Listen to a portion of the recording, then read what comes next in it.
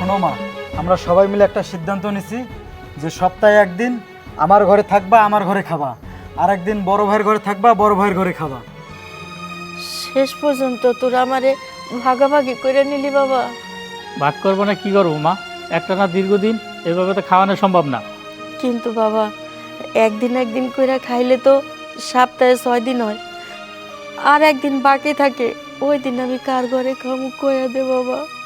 রোজা না হয় রাখলাম, কিন্তু সেহরি আর ইফতারিতে কি খামু? কেন সেহরিতে মুড়ি আর পানি খাবেন কেন? এটা খেয়ে কি থাকা যায় না? আর ইফতারিতে এটা তো সিম্পল ব্যাপার, ইফতারিতে মুড়ি আর পানি খাবেন। একটা দিন মুড়ি খাইলে কোনো ক্ষতি হবে না। হ্যাঁ, এই খায়া কি রোজা রাখা যায়? একদিন না খেলে শরীরে কোনো ক্ষতি হয় না মা, তাতে শরীরের আরও উপকার হয়। এখন তোমার তো আর একটা ছেলে নাই যে তোমার ওই বাকি একদিন খাওয়াবে। কি আর করার, একটা দিন কষ্ট করে থাকো।